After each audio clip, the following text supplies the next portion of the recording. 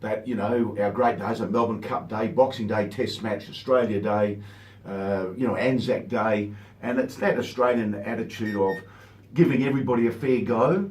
And we've used it since we were little kids, it's just not cricket. If someone does something untoward, you accept the umpire's decision if it's a parent or, that sort of thing. We've grown up with that. And for this to have happened is just, look, I was there 36 or 37 years ago for the underarm. And oh God, that was an absolute shocker.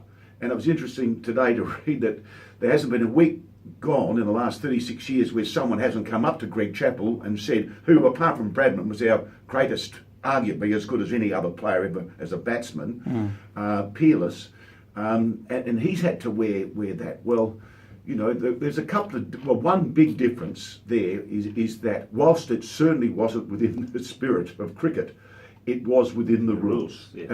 And that is a key thing. Still doesn't make it right, absolutely, but Steve Smith, and for him to even say that he still wants to continue on as captain is just, and the senior players, and I would have thought, Wayne, in a cricket side, you have your captain and your vice captain. You usually have your senior bowler is in that leadership group traditionally, and I would have thought someone like Nathan Lyon, from an experience point of view. Now, I might be wrong there, I don't know, but those players, and then Bangers, he's going to have to live with that for the rest of his life, because that's going to be the first question that people will ask was, and it is just indefensible.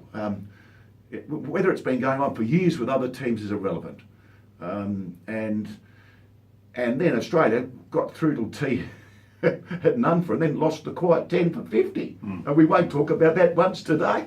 Well, but cheats don't prosper. Yes, I think a lot of people weren't that upset that happened. Yeah. But I mean, it's interesting that, in Australia, we've always put ourselves on a pedestal about drugs, about cheating.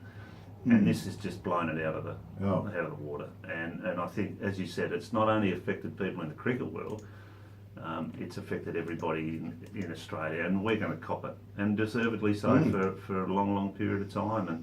And I asked you, was the penalty one test match and a fine? I mean, a captain gets 1 week or one test match penalty for slow over rates.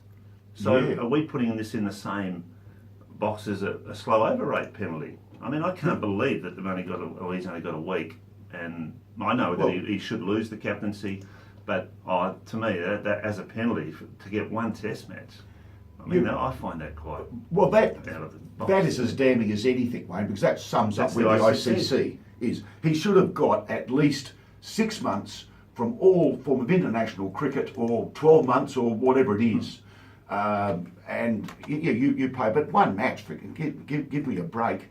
It is just incredible. And the other thing I've thought was absolutely staggering, well, two things, Wayne, is that when Smith said that the coaching staff weren't involved, I can believe that, because you and I both know that on the cricket field, it's the captain, the senior players that make the decisions. I mean, the coach can have an influence, but it's not like a footy coach or pulls all the strings. Now, that will come out in due course.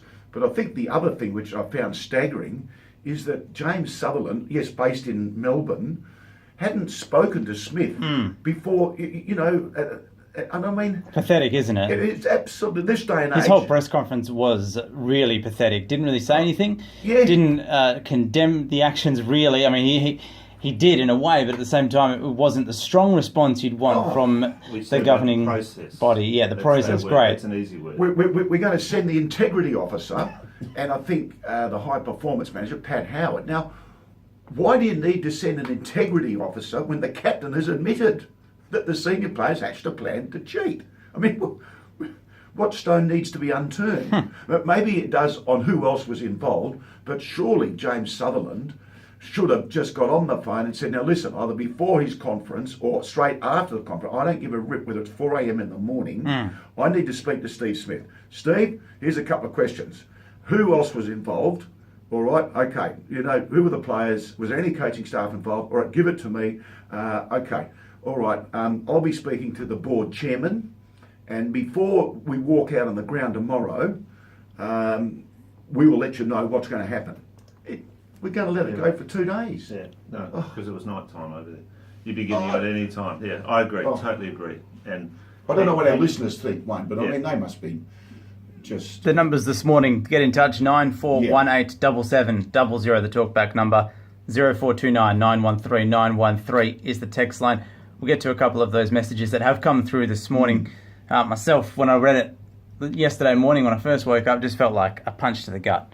Yeah. It was just, you're just so embarrassed and sad. It's just really sad. And that would be very typical. And you're not a cricket aficionado. Just a big fan. Speaking from a fan's point of view, obviously. Boy, loves his soccer or loves his football, and that would be a very, very typical feeling. Well, I just, as an Australian. The thing that got me was the stupidity of it, to think that you could do it in front of all the cameras. Because one of the things they do now is they focus on what the bowler's doing, and they see the bloke, and they go up close up of what people. And to see Bangers trying to get that bit of paper or a bit of sticky thing and trying to put it down the front of his pants before he went and spoke to the umpires, I thought that was just a sad state of affairs. That even for them to think that they could to do that, and it's look, messing around with the ball has always happened.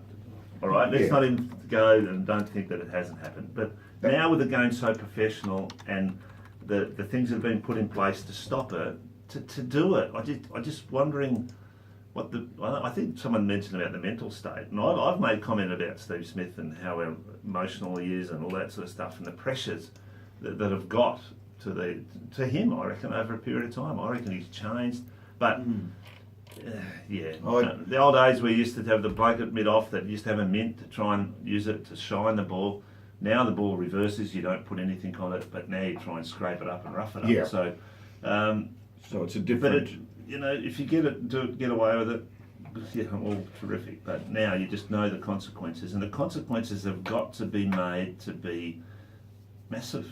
If you're going to stop it, well, the ICC have just reneged and make it sure that but a 1 week and your match payments. Yeah, you're right, Wayne. Absolutely spot on. I hadn't even really contemplated that's what you get for slow over rates. A captain, Duplessis just got rubbed out because of slow over rates, and his is nearly longer than what Smith's got.